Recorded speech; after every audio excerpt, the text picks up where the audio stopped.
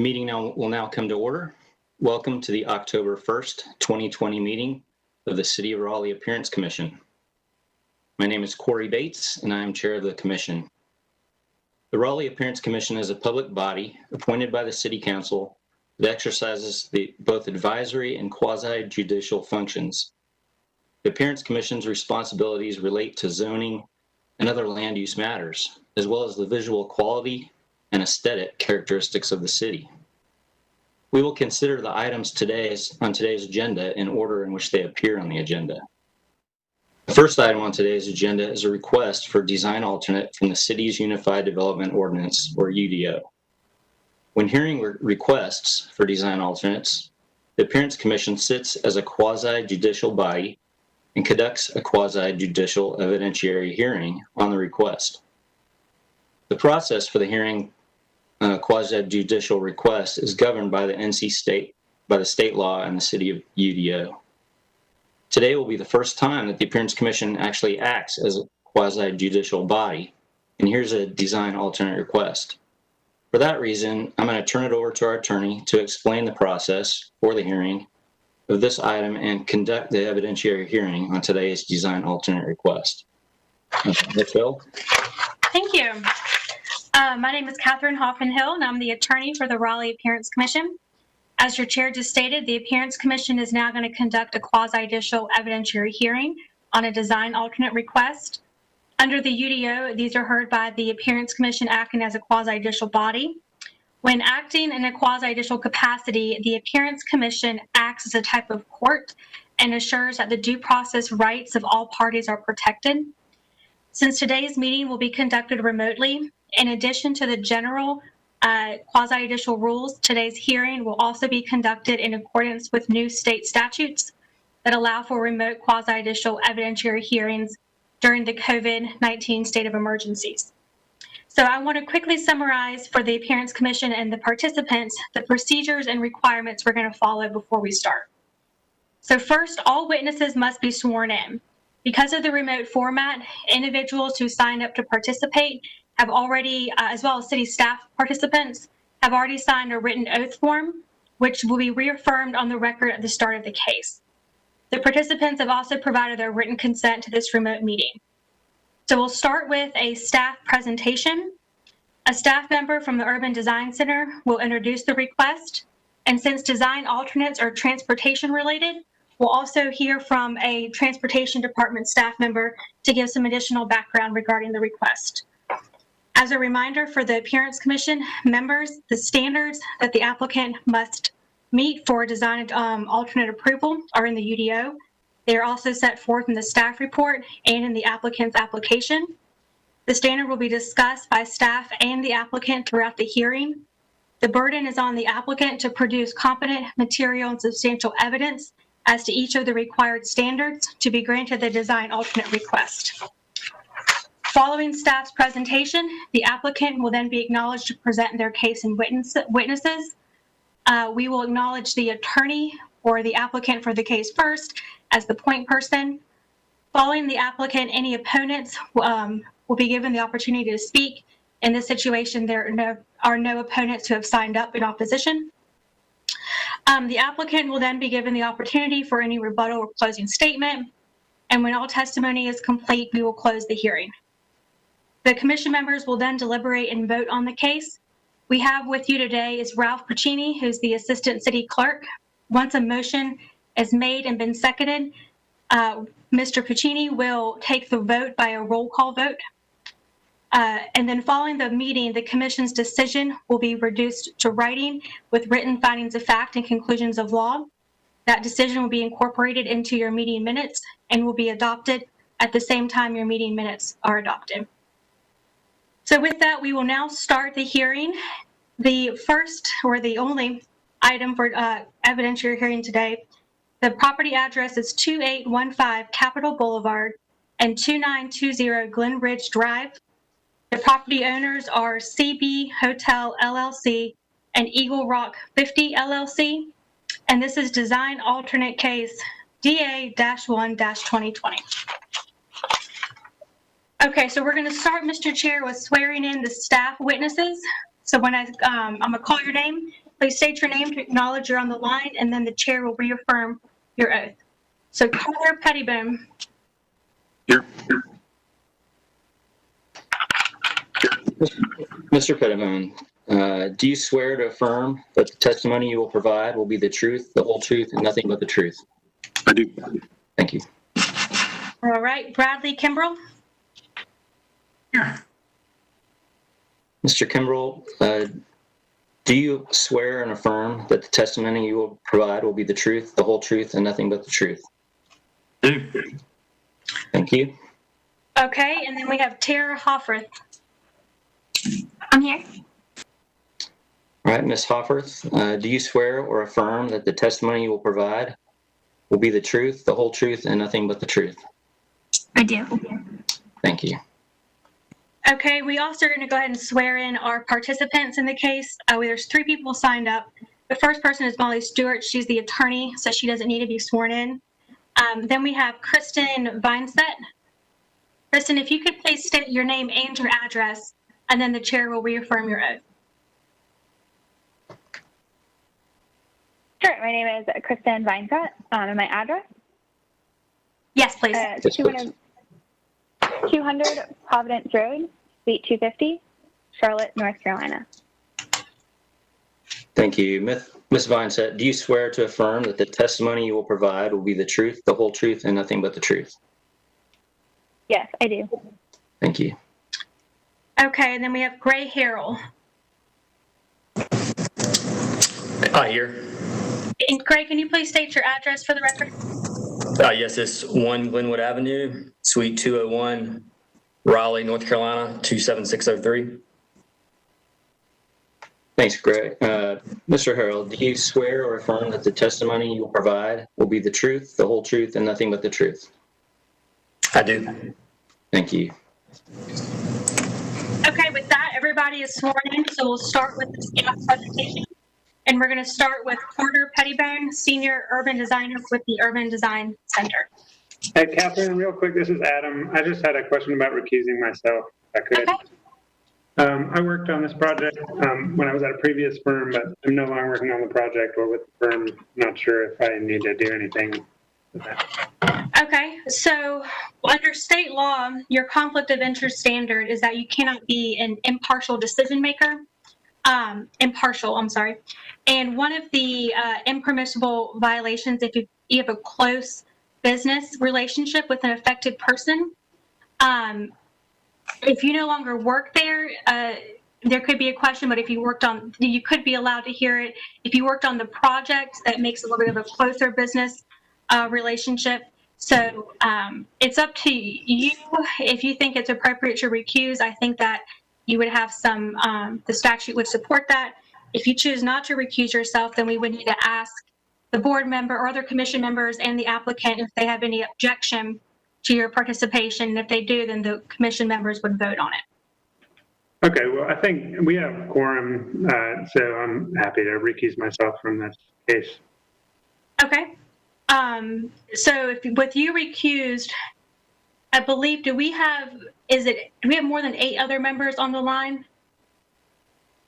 Carter, you might help me count here. I believe we have 8 now with Adam recusing himself. Okay, so Molly Stewart is the attorney for the case. Molly, I would recommend to the commission, this is what we typically do at the Board of Adjustment. Under state law, you're required to have the majority of your members minus the recusal, and do some quick math here, to approve the request. So you start with 15, minus 1, you're at 14, so you still need 8, right? So you would need, Molly, all 8 members who are participating today to vote in favor. So I just want to make sure that you are aware of that. And Mr. Chair, what we typically do at the board is if they need all members to vote in favor, we let the applicant know that at the outset and see if they want to continue or have the case heard today. So it's up to you if you want to do that in this situation, but I've seen that as a typical past practice.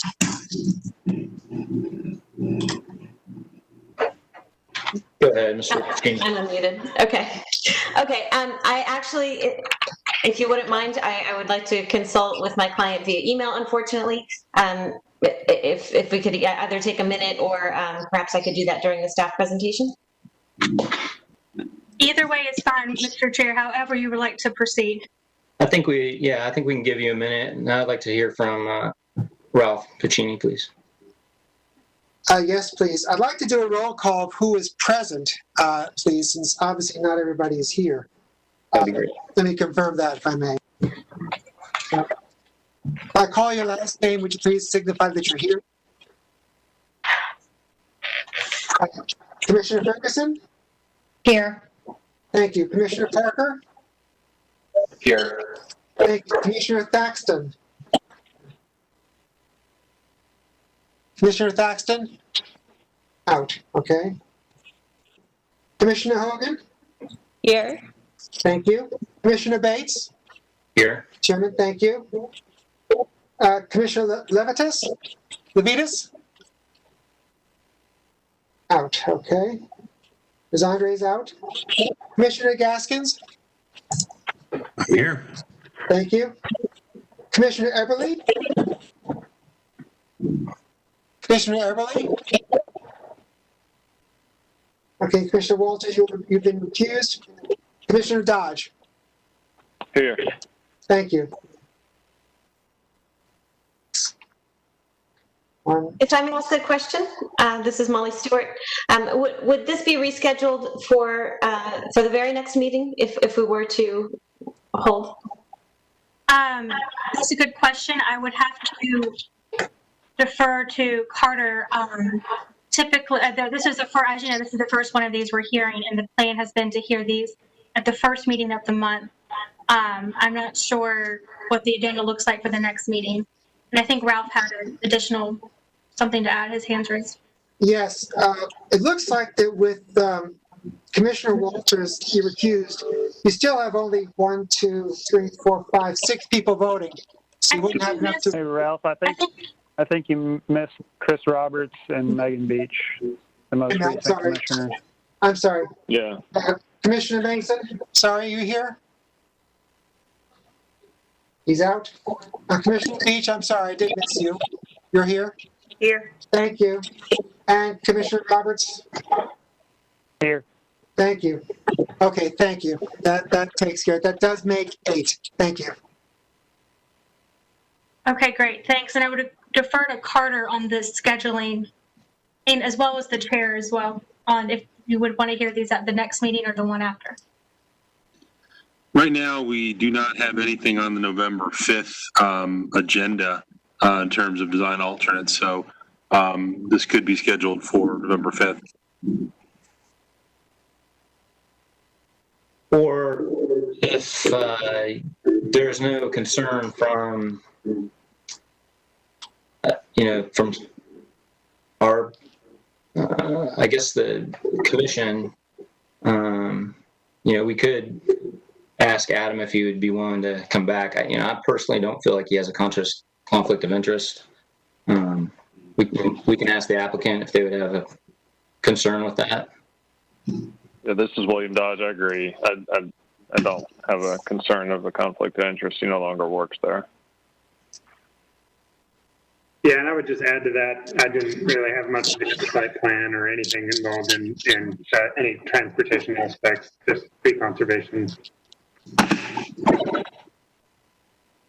So if Mr. Walters is under consideration, there's a couple of questions I'd want to ask just to make sure we cover all of our bases. So the first question is for Mr. Walters, which is, do you believe that you can be a fair and impartial decision maker? I do. And that you have no predisposed bias or otherwise anything that would inhibit your ability to be a fair and impartial decision maker in the case? I do not. Okay, then the next thing I would ask is of the applicant, Molly Stewart, whether Molly has any objection to Mr. Walters hearing the case. Again, I apologize. I am still conferring with my client on this issue. Would it be possible to be heard at the October 15th meeting? That's that's really up to the commission, whether or not I would defer to the chair, whether you would want to mix quasi-judicial and non-quasi-judicial at the next meeting. I believe we have a pretty full agenda for the October 15th. We can ask Carter. I would assume that the next one would be the 1st of November. Thursday of November. Yes, we currently have on the agenda 3 administrative alternates to discuss on the October 15th agenda. The November 5th would be empty right now.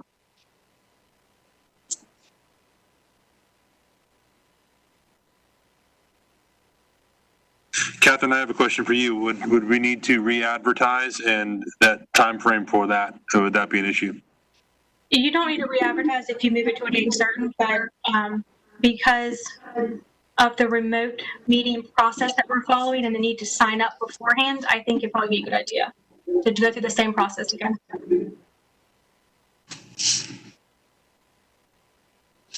This is William Dodge. Just to clarify, I mean, this situation could very well happen again on November 5th if we don't have more of the commissioners able to attend, correct?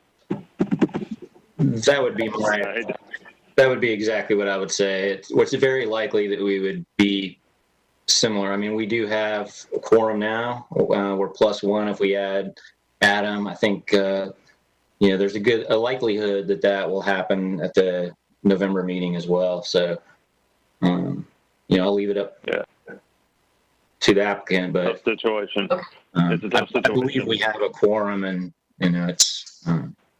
Okay. Well, thank you all, and we are ready to proceed today. Okay, and Molly, Mr. Walters has stated that he doesn't believe he has a conflict of interest and that he can be a fair and unbiased decision maker to hear the case. I would ask if you have any objections with him hearing the matter. I have no objection. Okay, now I'd ask if any commission member has any objection. No, I mean, by him recusing himself, he's essentially voting no. So I would not say there's any issue. Okay, well, if nobody has any objection and Mr. Walters has stated for the record he does not have a conflict of interest per the state statute and can be an impartial decision maker, then I think you can proceed without objection. So I would, if everybody's ready, I would go back to having Carter begin with his presentation. Thank you. I'm going to grab the screen control here.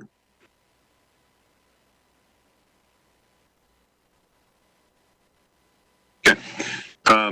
As Catherine said, the address is 2815 Capitol Boulevard and 2920 Glenridge Drive.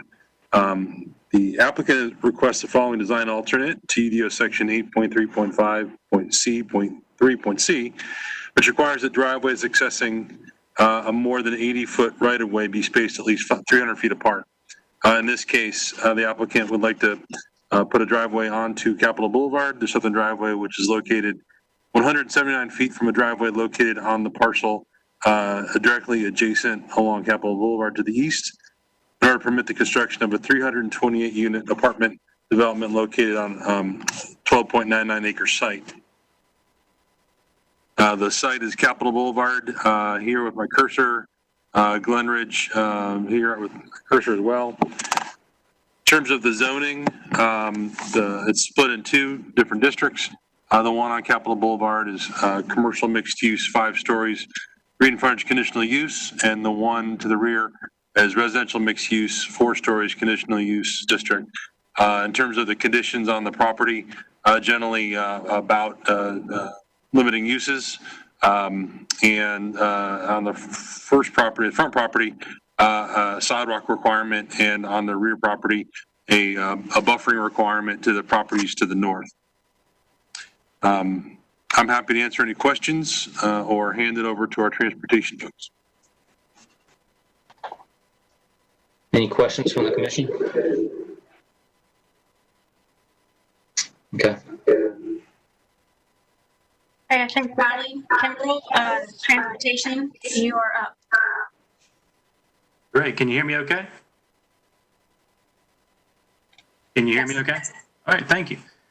Good evening. So yes, the driveway spacing standard comes from the section 8.3.5 of the UDO. The intent of this provision is to establish a minimum standard for the city to apply access management. The U.S. Federal Highway Administration describes access management as a set of techniques that state and local governments can use to control access to highways, major arterials, and other roadways. The benefits of access management include improved movement of traffic, reduced crashes, and fewer vehicle conflicts. The design alternate process, as set forth in recently updated section 10.2.18, offers direction on how a design alternate request is to be evaluated, which is it must meet all of the findings as they relate to the submitted development plan. Staff believes the intent of this section is for these findings to be considered based on how the proposed development could comply with the applicable code versus how the requested alternate does not comply. This is an important detail because for design alternates for provisions in 8.3.5, the existing conditions of the site's environment can only be considered for one of the available sub-options of finding number 4 alone. The other 3 are based on the proposed conditions set forth by the development plan. On the call with us today, Tara Hofferth is the plans reviewer for this project. Her and I both are available for any questions you may have throughout the hearing. Thank you. Okay. Any questions for Bradley from the commission? Okay. We will now recognize Molly Stewart. She's the attorney with the applicant. Molly, you can proceed with your presentation and calling your witnesses. And as a reminder, you've submitted everything ahead of time that's in board docs, and please admit them into the record as needed. Thank you. Good afternoon, commissioners and Chair Bates. This is Molly Stewart, attorney at Morningstar Law Group. I would like to request that that our application and slides be admitted to the record. I would also like to note that we have 2 others with us today. They don't intend to speak. However, they are available if there are questions that are helpful. Gray Harrell from McAdams can address any particular engineering questions that we have about the site, and Kristen Vincent from Alliance Residential representing the applicant. Next slide, please. So this is the existing situation on that front parcel along Capitol Boulevard where the issue has come up. And as you can see there in the photograph, there are the 3 existing driveways today along the frontage. The property lines are a little bit difficult to read, and I don't believe I have the ability to point to them, but in any event, there are 3 driveways along this frontage, 2 there to the west on that parcel, and then another 2 on the parcel to the east. Next slide, please. So this just demonstrates, and I don't think staff is worried about this factor, which is that, if we were to have a driveway on this frontage, there isn't a possible way to meet the 300 foot distance from both of the neighboring driveways. And so I present that only to show why we're proposing what we are. Next slide, please. So this is the proposal, and you see that building up there by Capitol. This relates to the green frontage and the build to requirement, so we do need to get a building in there. But what that does is it does give us the required distance there to the west. I think you saw those cars on the aerial. So along that side of the property, there's no issue. And then there, looking to the east, that's where the issue arises. We request the 179 foot minimum. And the requirement is 300. Next slide, please. Just to zoom in a little bit better so you can see what's going on there. Next slide. So here I wanted to zoom out so that you can see what the traffic patterns would be like in the surrounding area. So without access to Capitol Boulevard, there will be a new public street going in, and I'll show you that in a minute. But there'll be a new public street going in as part of this project, and it will come in off of Glen Ridge Drive, and it will be a dead end, at least for the time being, there on the site. So there will be access off of that public street to both parcels, but without access directly to Capitol Boulevard, all the traffic coming from Capitol would need to get over to that point. I'd like to go forward 1 slide before coming back to this one. So this shows where that public street would be, just so that you can get a sense for that. So that would be the single point of entry into this combined project. I'd like to go back a slide, please. So the way I see this, I think it's most obvious that the traffic coming from the North Lawn Capitol would be coming around Brentwood and Bardwell to Glen Ridge to get to that access point and coming through that single family neighborhood. Some of it may come up Highwoods to Glen Ridge as well, but I think we'd see a lot of diversion through that single family neighborhood. So with that kind of orientation to the site and to the site and to the options that the drivers have in the area, I did want to go through those design alternate standards. And as you're probably aware, this is very different from a variance where you need to show a hardship. This is just a question of, is this a good idea? And that first standard says that the request has to meet the intent of Section 8.3. And here I think the most relevant intent is to provide safe, convenient, and efficient access for vehicles and pedestrians. Certainly, in terms of convenience and efficiency, it seems obvious that not having that access on Capitol would make everyone go all the way around the block to get into that single point of access. So those are simple. Safety, I think there are a couple of things going on here, although obviously the standard for the distance between driveways is a safety standard. Also, we have to look at the alternative to that. So without that driveway, we are sending those cars not only through the single family neighborhood, but through additional intersections, causing additional conflict points. The next standard is that the request does not conflict with approved or built roadway construction project in the vicinity. And while there isn't an approved roadway project in the vicinity that conflicts, I do understand that the not yet approved Capitol Boulevard North Plan currently contemplates separating the through traffic along Capitol from the local traffic in this area, which would improve safety for anyone trying to get to one of the uses along the site there. Also, the request needs to be reasonable for at least one of the reasons that are given in the ordinance, and we believe that it meets two of them. One of the standards is that compliance would not meaningfully improve connectivity. And here compliance means that we would lose that driveway on Capitol Boulevard and reduce connectivity. Now all the traffic is going around to that one point in the back. Also, compliance is not compatible with adjacent uses.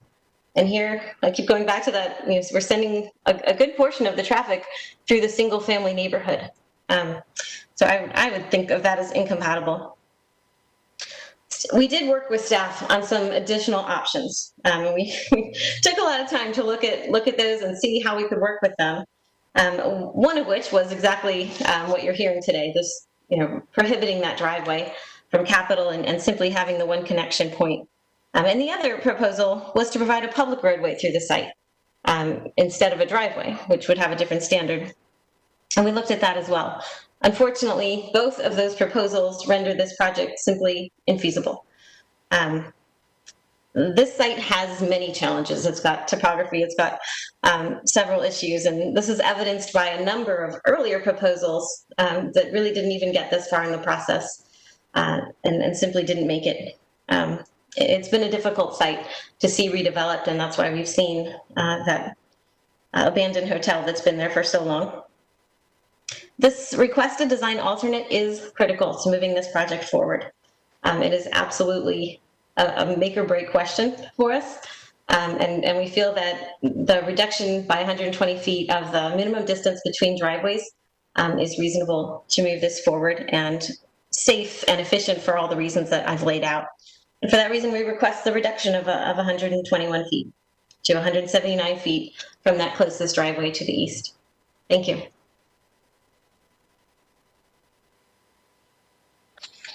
Okay. Do commission members, do you have any questions for Molly, Ms. Stewart, or the applicant? Can you tell us what the adjacent current businesses are to the east, where your closest driveway would be? Sure. My apologies. Unfortunately, that parcel is the one I've forgotten. Perhaps we could turn to Kristen. She may know that one.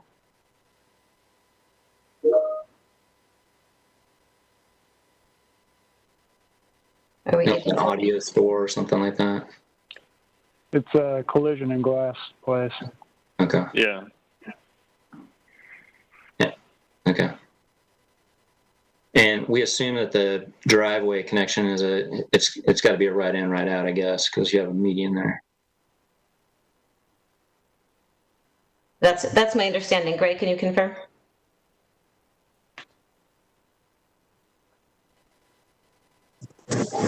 Yes, it will be right in, right out.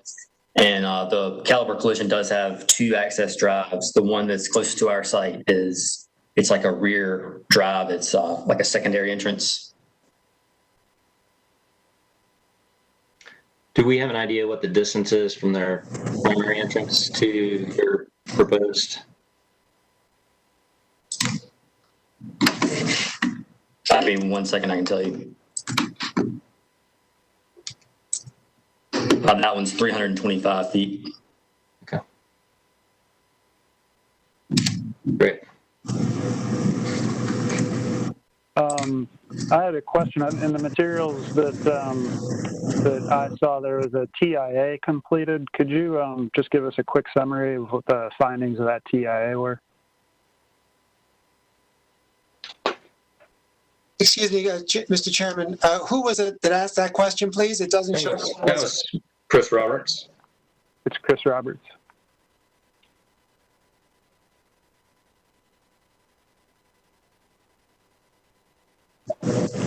So I can speak to that.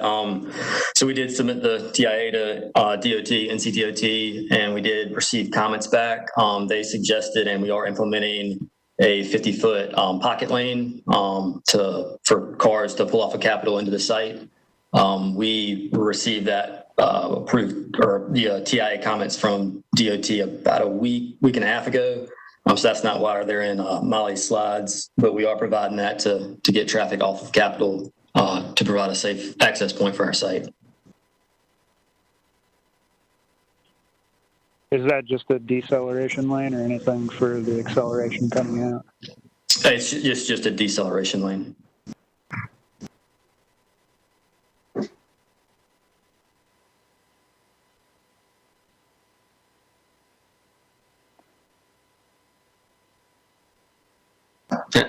And there is a sidewalk improvement plan proposed for this area as well? That's correct. I believe on one of Molly's slides, that's designed by somebody other than us, but it is referenced on one of the slides, and that's, yeah, you can see it right there. We're with the TIA, you can see where that 179-foot label is. That's where your deceleration lane is, and that sidewalk will shift north into the site. Greg, could you say again how long the deceleration lane is? It's a 50-foot storage, and then it's a 50-foot taper because we have that very large mass sign. You can see it right there in the corner where the adjacent drive is. I was going to ask, so it doesn't conflict with that? No, DOT does not want us to impact that because it's a very costly endeavor to relocate that. So basically, as soon as you get past that signpost mast, it turns in to where you're looking at the sidewalk right now? That's correct, yes. Okay, thank you. And the sidewalk will be pushed back enough to where we won't have any collision issues or No, it'll still be like 6 feet off of the back of curb, so it'll still be adequate to separate the pedestrian traffic from the Capitol Boulevard's vehicular traffic. Sorry about that, Chris. Go ahead. That's okay. This is Chris again. If from that TIA, were there any negative impacts to Glen Ridge or Highwoods Boulevard if we didn't have this access onto Capitol Boulevard? No, I mean, Molly spoke to it. I guess improvements were the same. It does drive the trips up slightly, but the improvements were the same. Okay, thanks.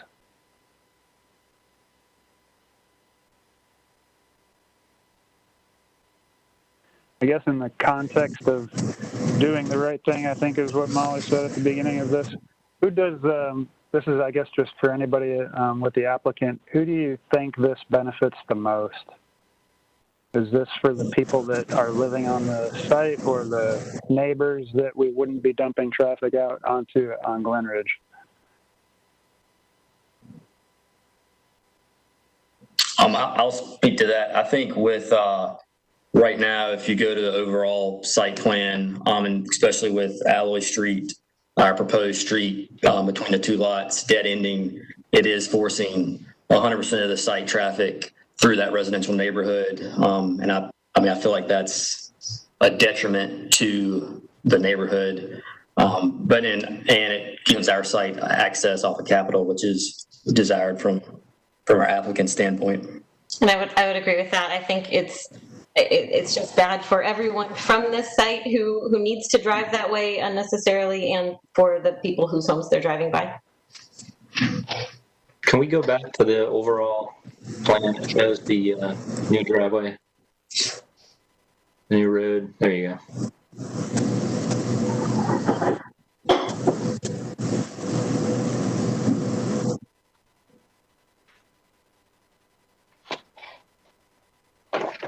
I don't know if this is a question that's appropriate for right now, but my other question would be is if we granted this access, does that limit the property to the east from using that driveway? Or if they were going to redevelop that property, would they be forced to get rid of their western driveway access? Yes. So although if they were to redevelop that property and meet site plan standards, I don't think they have 300 feet there anyway to get two driveways in. So I think they'd be limited to one. It appears that the driveway entrance has been shifted from what was in our packet that we received earlier. Our packet shows 179 feet, but it looks like the driveway entrance aligns with the building with a fitness. Can we go back? I think it's 2 slides. This is probably what you're talking about. So yeah, it's true that in an earlier version, the driveway was a little bit closer, and I do think that last slide, which I've used to kind of show the new road, I think it does have that previous version. This is the request. Okay. So it basically goes in and you have to either turn left or right once you get onto the site. That's right. Can we go back one more slide? I think it should have a little bit better. There we go. There you are. Okay.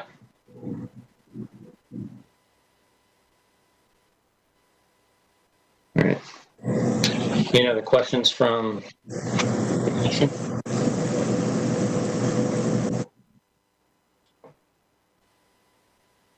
Okay. Okay. So that's all the questions from the commission right now. Do you have any commission members? Do you have any additional questions for staff after hearing from the applicant?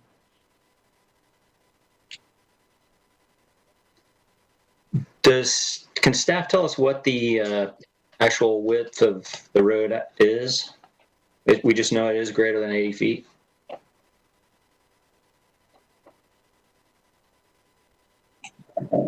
Captain Bowler. Hi, this is Tara Hofferth with staff.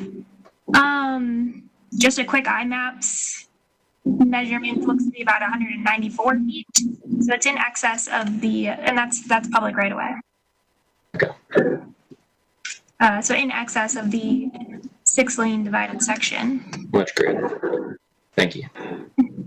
Tara, this is Adam on the commission. Quick question. If they were required to put or would be putting a public road through to Capitol, between Capitol and Alloy, would it be a 64-foot right-of-way?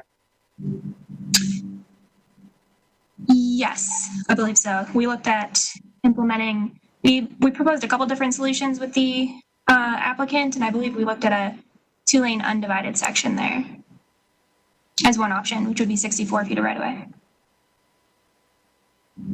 And is that about as narrow a cross section as would be allowed? It's the least narrow for a mixed-use street. So some of our residential neighborhood streets are a little bit more narrow, but for this kind of use, it's the most narrow option. Okay. This is Chris again. I may have missed this. How many units are planned for this site? Or how many beds? That might be is that a question for the applicant? If Molly's able to answer that. Ms. Stewart? And I think that has been moving a little bit as the plans get more finalized. So I think Gray would have the latest read on that. Yes, it's approximately 328 units. Sorry, Gray, you were cutting out. Can you repeat that? It's approximately 328 units. And that's split across both lots 1 and 2. Okay. Do you mind turning to the overall site plan one more time, just to look at it? Thanks. Commission members, I'd like to share, this is Jamie Ferguson. There is a bus stop, a Go Raleigh bus stop at the intersection of Capitol and Brentwood as well. So as we consider pedestrian traffic from the residential neighborhoods, they will be coming that direction.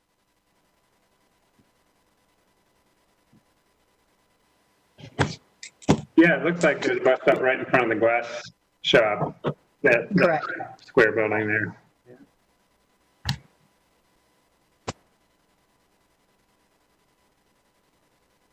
And what's the speed limit along Capitol Boulevard at this point? The speed limit is 45 miles per hour. Supposedly.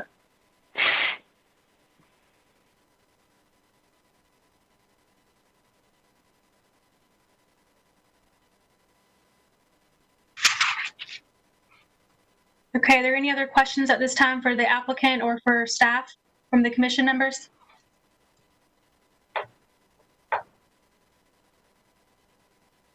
Okay, if there's no questions, there's normally this would be the time when we hear from additional people who signed up in support or opposition, but nobody has signed up in this case. So I would recommend giving Molly, Ms. Stewart, the opportunity to give any closing statements. Thank you. Right, so I've listened to your questions and concerns, and I think they're entirely on track. I hear the concern about the bus riders, and hopefully some of them will be from this property. I think that's the idea. And I think, it's always going to be a trade-off. I think ultimately if we send the traffic all the way around the block, there'll just be so much more driving in general around the site. That would be, my concern as far as safety, and I'm sure the neighbors would say the same. As Capitol gets reworked, I think this will become a calmer area. Everyone knows that it will be getting some attention in the future, and I think that this is a reasonable way to address the challenge of having to send all of that traffic around through the neighborhood. Thank you. Okay, so this is the last call before you close the evidentiary hearing for any questions for either the staff or the applicant. Okay, Mr. Chair, I think you can close or get the evidentiary hearing and move on to deliberations. All right, we'll close the evidentiary hearing. Are there any other feedback? Is there any other thoughts and comments from the commission?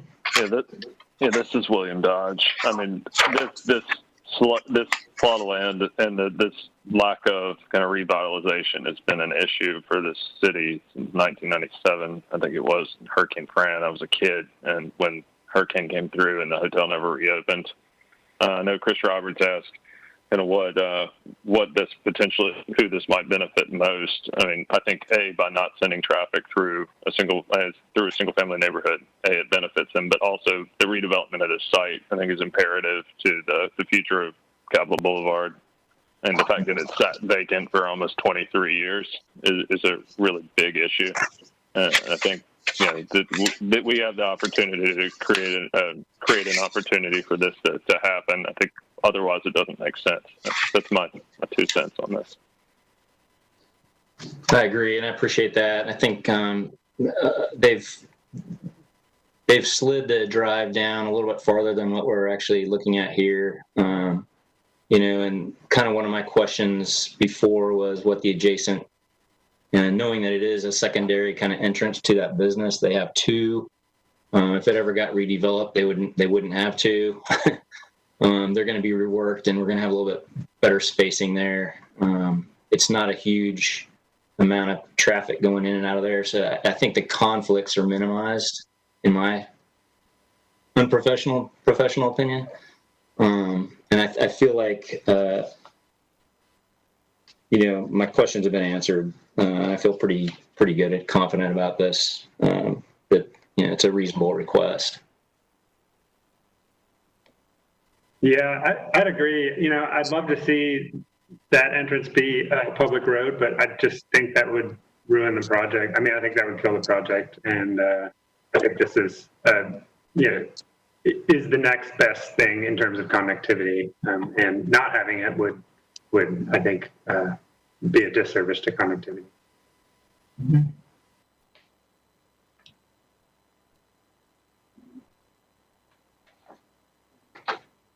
Any other questions, comments from the commission? I would just add that I do think it's a good thing that they added a deceleration line into the site. Doesn't help for people pulling out onto Capitol Boulevard, but at least people pulling into the development, it will.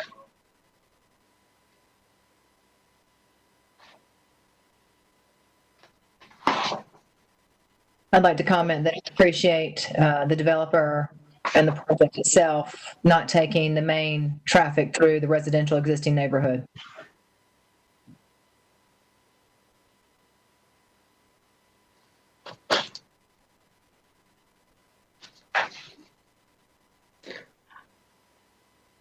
I believe that the findings have been adequately answered by the attorney and the applicant. In my mind, I'm happy to throw a motion out there if there's any other comment. I'd motion to approve. Second. So second with Jamie Ferguson. Yes. Okay. And We'll do a roll call vote. Mr. Pacini, would you like to do a roll call vote for us, please? Yes, sir. I need both hands for this.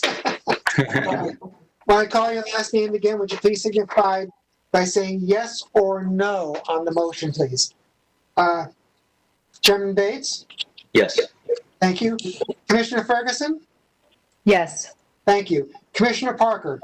Yes. Thank you. Commissioner Hogan? Yes. Thank you. Commissioner Gaskins? Yes. Thank you. Commissioner Walters? Yes. Thank you. Commissioner Dodge? Yes. Thank you. Commissioner Mason? Was that one I missed? Sorry. I believe Jason is absent. That's right. Thank you. Commissioner Beach? Yes. Thank you. Commissioner Roberts? Yes. Thank you. 1, 2, 3, 4, 5, 6, 7, 8, 9. That makes 9 votes affirmative.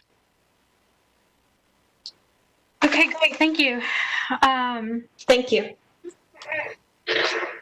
Okay, you guys made it through your first quasi-judicial evidentiary hearing. Congratulations. Congratulations. Well done. So I will now turn it back over to the chair to finish out the rest of your agenda. Thank you very much, Ms. Hill. Appreciate the help through there. Next, we have a city project review for Barwell Road Improvement Project. And I believe Sean Driscoll will be presenting on this one. I will turn it over. Thank you, Chairman, Parents Commission. Good evening. Thank you, Carter and Attorney's Office for squeezing me into the agenda today. Greatly appreciate that. In anticipation of our presentation for City Council meeting on October 6th. Okay, so this is the Barwell Road Improvements Project.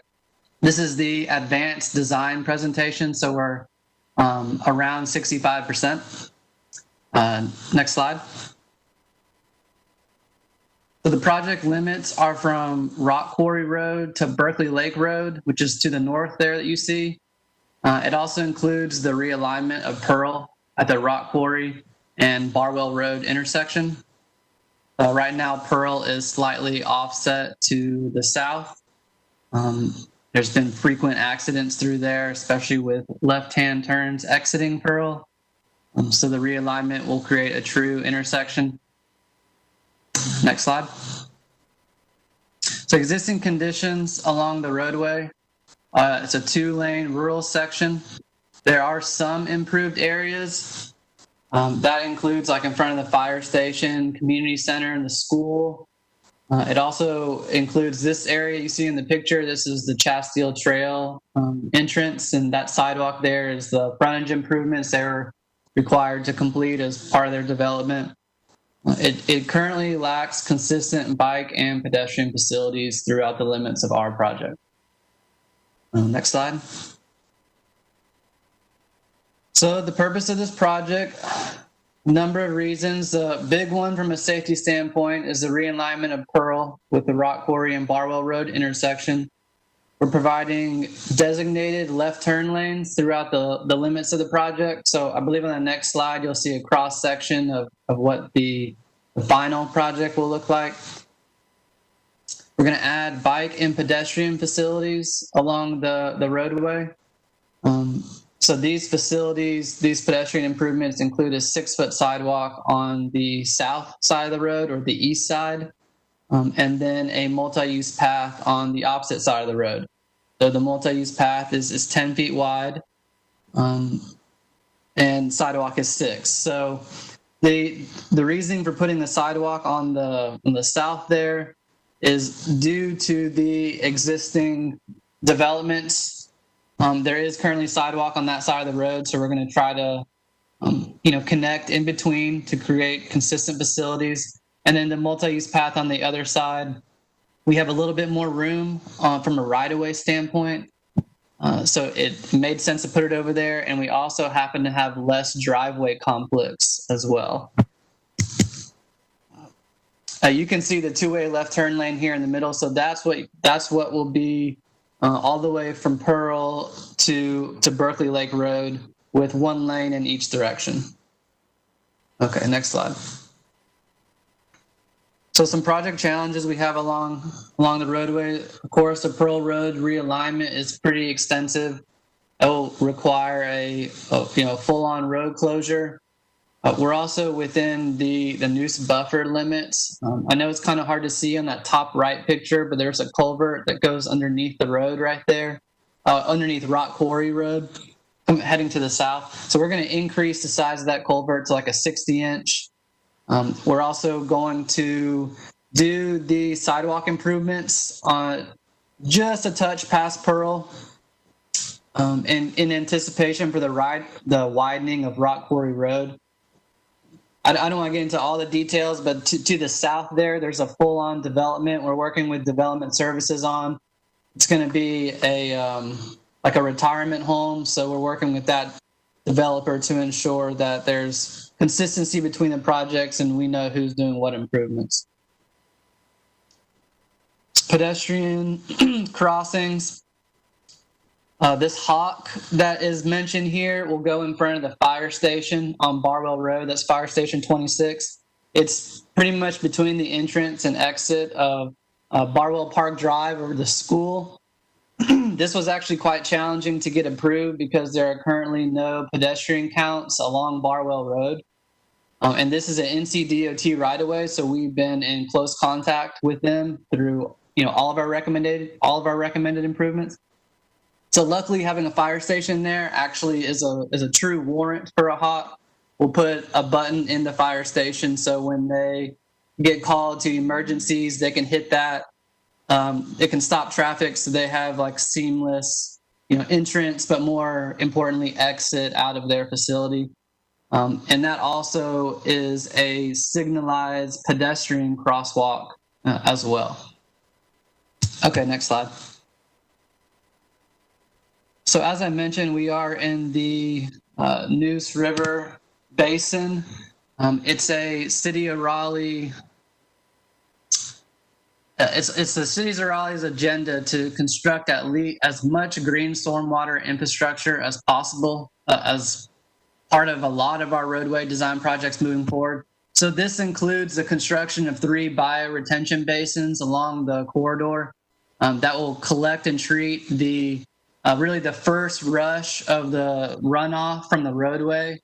The media that's in those cells remove the nitrogen and phosphorus from the water, or not totally, but remove the high levels of it, which promotes algae growth in the stream that it dumps into. So it's good stormwater treatment. Next slide. And it is worth mentioning that GSI structures aren't going to treat all the stormwater because then they'd be sized like too large, where they're treating different sections. So we're doing as much as we can. So this is an example of some of the landscaping you see on the completed project. So the trees that we're going to construct will be on the back side of multi-use path, back side of sidewalk. We couldn't execute our true ultimate section that we try to push for the city of Raleigh, which is street trees. And that's due to the clear zone requirements on NCDOT roadways. But on a positive note, I forgot to mention this as one of the project challenges. The current speed out there is 45 miles per hour. If you've spent any time on Barwell, people drive really fast. That was a lot of feedback we got from the community. So we were able to work with NCDOT in reducing the speed limit of this road to 35 miles per hour between our limits, with the anticipation that Barwell to the north from Berkeley Lake to Poole will then, when it gets redeveloped by the city here down the road, it's been identified as a project, that will be reduced. So our landscaping, backside of sidewalk, there's sections of Barwell that are actually pretty heavily wooded. So we're going to do our best to fill in the gaps of those wooden sections. We don't want to put trees in front of other trees. We were just wanting to make it consistent, nice landscaping through there. Okay, and our next slide kind of shows what it will look like at some of the entrances and exits of these side streets. So you can see it's a high visibility crosswalk there. There are 5 of those within the limits of the project that have the island right there for pedestrian refuge if need be.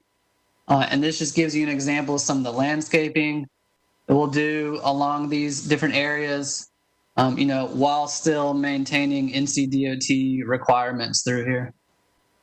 And that includes clear zone and everything through those median sections, or sight distance. All right, next slide. Just want to reiterate for during the construction of this project, which won't be till next fall, but we're going to be maintaining lanes of traffic. There won't be any full road closures on Barwell. So as we do improvements, we will send flaggers down the roadway as the improvements move forward. Pearl Road will require a full road closure and a detour, which we will release as part of the public pre-construction meetings and information we send out to the locals. Okay, next slide. It's just a slide of the public involvement we've had so far to give everyone an update. CAC meetings, we've had a pre-conceptual and 25% design meeting. We've spoken with BPAC recently. We had our managers meeting. Going to be presenting at the Southeast CAC meeting here coming up this month, and then City Council presentation here in less than a week. Hopefully get approval to continue to move forward with the project. And then, as I mentioned, construction late next year. Okay, next slide. So as part of a lot of our CRP projects, the city is contributing to ensure there's an art aspect associated with it.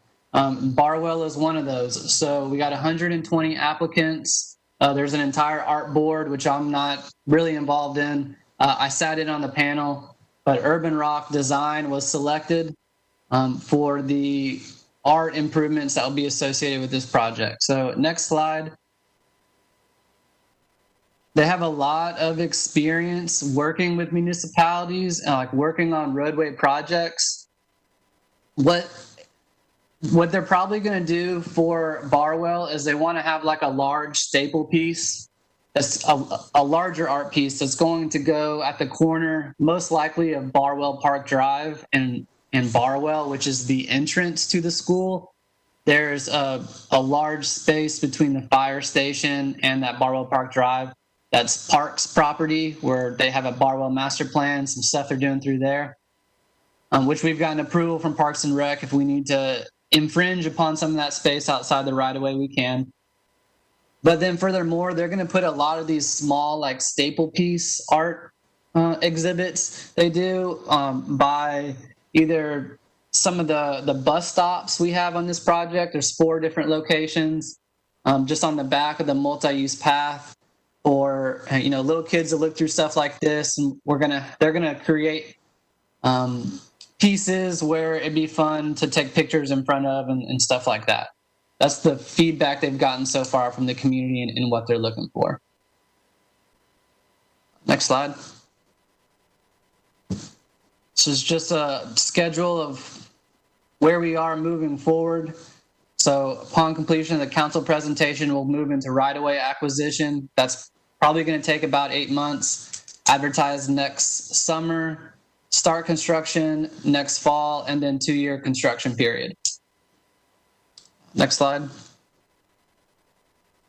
Cool. That's everything. Once again, I greatly appreciate y'all's time, and I'll be more than happy to answer any questions or recommendations, concerns. Just let me know what y'all think. Great project, Sean. Appreciate it. Any comments, questions from the commission? Hey, Sean, this is Adam. That was a great presentation, and I'm excited about the project. Thanks for sharing. I know that there is a really large development, Old Town, I think it's called, going on kind of adjacent to Barwell, further up Rock Quarry. And I'm just wondering if you all have thought about how pedestrians specifically might connect to your project and to across your project to that elementary school, as you imagine a lot of residential and dense residential to be happening there.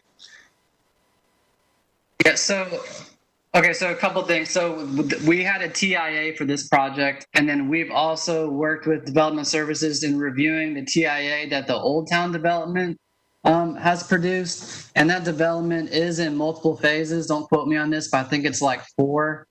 And it does highlight the improvements that development will have to make to both Rock Quarry and some of the entrances on Barwell Road. Like you can see on this one, I believe they are proposing an entrance between Tomahawk and Royal Acres through here.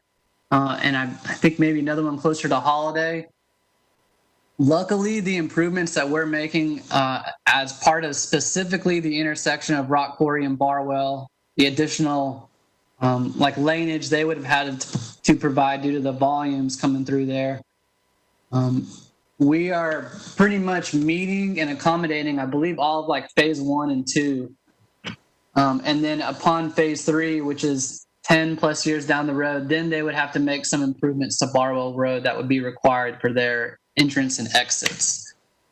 So from a pedestrian improvement standpoint, I do know that NCDOT does have intentions on widening Rock Quarry Road. And as part of that, they will be, they're going to be building their ultimate section, which includes pedestrian facilities as well. So those facilities on Rock Quarry will link up to our Barwell. That's the overall goal here, is to create a multimodal system for the residents through here.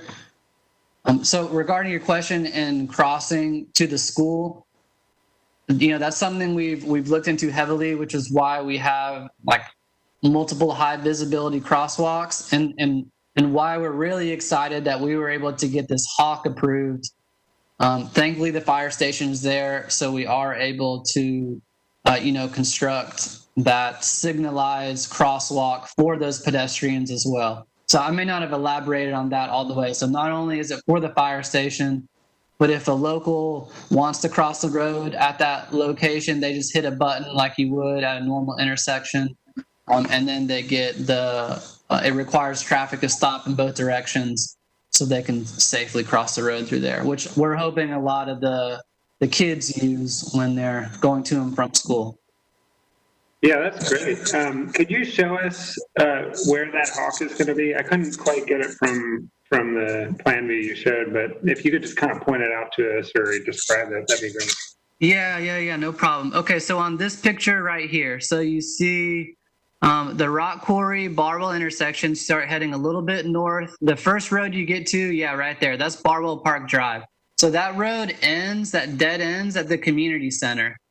If you were to actually zoom in a little bit on Google Earth, you can see the school, the Barwell Road Elementary School through there. And then the exit, which isn't really shown on this. But okay, so this brown square right there, like right across from those 4 or 5 long properties, that's where the hawk will be, as that is the location of the fire station.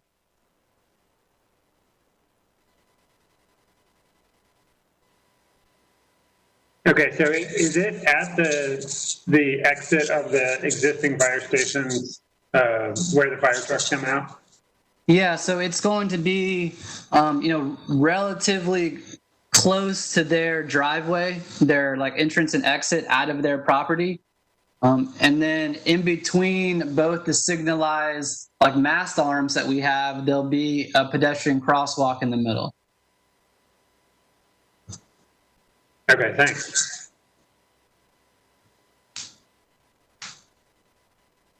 I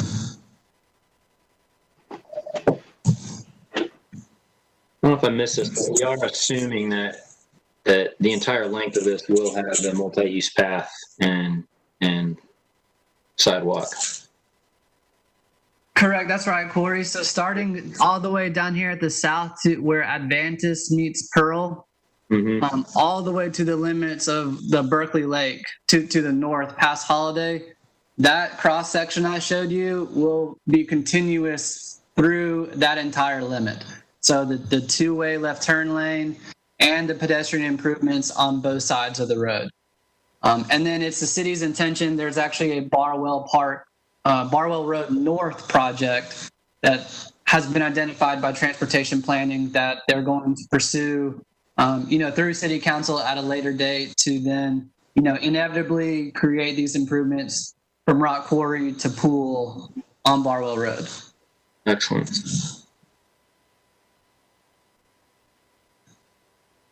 Kind of an expensive project, which is why it was split up. It's a great project, though. Yeah, very nice.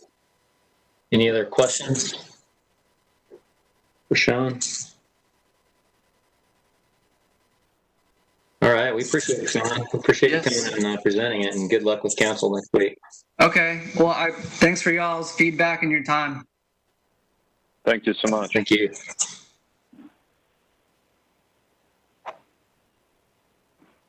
All right, I think that ends our main portion of our meeting here. Let's get into, I think we have some staff presentations, right? Carter? Update on Sir Walter. We do not have minutes. Yeah, no minutes. We'll do the minutes from last meeting at next month's meeting, since we're kind of splitting these in half, our meetings in half. Okay, so how about, Sir Walter Raleigh Awards? Is Lee with us today? Maybe Lee, still? I'm here. My connection got wonky for a second. Gotcha. Yes, I have an update for Sir Walter Raleigh Awards. Our nominations period is closed, but we got 42 nominations, which is great. We were worried that we might have a little bit lower turnout this year with everything that's going on, but we're right on par with what we've had in past years. So that was very exciting to see.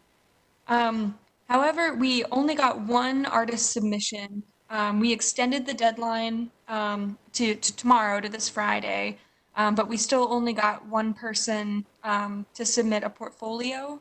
So I'm going to leave it to the commission to decide how we want to proceed. If we were to continue with the RFQ format that we had agreed to, then the one submission would be the winner, and we would move forward with him to get a full design commissioned. I don't know if the number of submissions changes your mind on anything, but that's the situation. Lee, quick question for you. Hi, it's Jamie. In years past, you've sat with us and gone through the review process for art. How do you feel about the submission in comparison to what we've had in years past?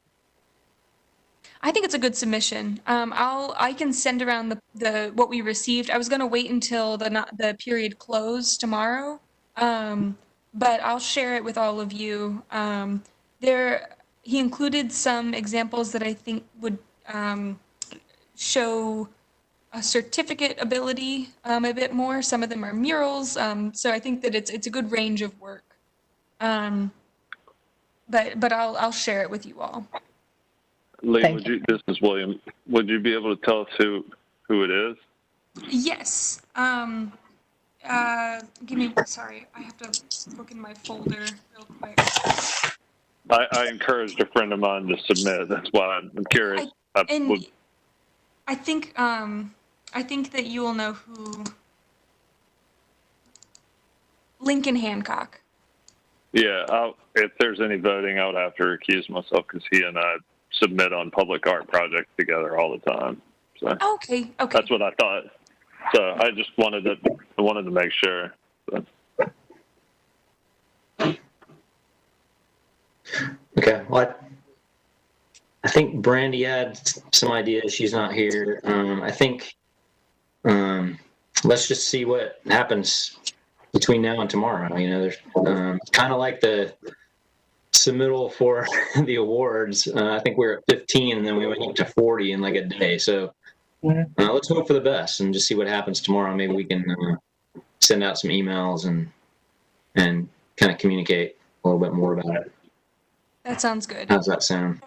If you know any artists, please encourage them to submit something to me by email. But like I said, I mean, I think that the submission we have is strong, so I think we'll be in a good place no matter what. Lee, would it make sense at this point to potentially email the folks who submitted last year directly? And I've already done that. And just mention that you've only received one submission? I'll send out some feelers there. Yeah, at this point, it would be pretty hard for somebody to put something together, and if they haven't started already. But I know that we can reach out to artists, and that's what I did with Lincoln. But I think by telling them that you only gotten one, I think it sounds a little iffy, because it's a public project. So I would probably encourage us to not do that part. I think we could request and suggest that people submit. I mean, it's weird because we already pushed the deadline back. That's right. Already too. All right. Well, good. Let's see what happens between now and tomorrow, and yeah, encourage some people if you know people between now and then, and we'll see what happens, and then maybe we can just do some emails after that. All right. Other business. Anything else with you, Lee? With that? Just a reminder that the jury will be meeting to discuss our project nominations next Wednesday, and we're still filling out the jury. I still haven't heard back from some of the other boards and commissions, and we still need to decide also who our two non-board members are. We were deciding between possibly Andy Fox or David Hill, both from NC State, and then a previous winner. And for the previous winner, I'd like to suggest Mark Howard, who won the Community Impact Award in 2018. And I think he'd give us a good perspective on historic preservation projects.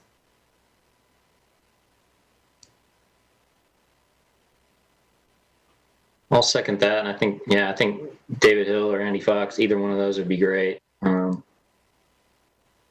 If they have the time. Okay, great. As William, I completely agree. I think any of those three people would be fantastic. Yeah.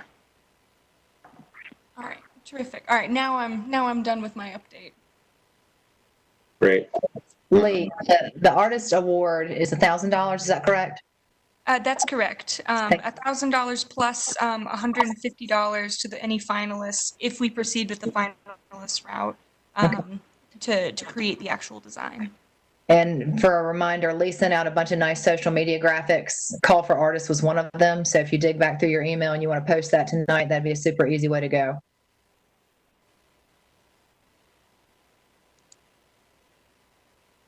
Fantastic. Okay, so other business, we have a report from our attorney, who did a fabulous job tonight. Y'all, you guys did a great job too. I have nothing new to report. Just as a reminder, you'll get accustomed to this, but your decision will be reduced to writing and you'll see it with your next draft minutes. Other than that, just keep asking questions and talking about the standard. It helps with writing the decision. And here, if any other questions you think of before the next meeting, feel free to reach out. Great. We appreciate it, Catherine. All right, no minutes this month, or this meeting. Any other items anybody would like to bring up before we close this out? Chair, this is Carter. I had sent out a doodle poll about a potential date to discuss high impact, high visibility projects. The last meeting, it sounded like the consensus was to have a separate meeting. So if you've not responded to that doodle poll, please do so we can find a date. We would do that like the training where it's actually a meeting. We go through a Zoom like this. So we need to find a date and just respond to the poll, and hopefully we'll have a date very soon, and we'll put that through the city process. Sounds great. Thank you, Carter, for that. All right, if there's nothing else, I'll hit the gavel. All right. Thank you all. Appreciate it. Great job. Appreciate everybody being here. It means a lot. Thanks. Thank you, guys. Great job swearing people in, by the way. I was impressed. You were so official. Yeah, it was good. I'll take it easy. Nice work, everybody. Good to see y'all. Yeah.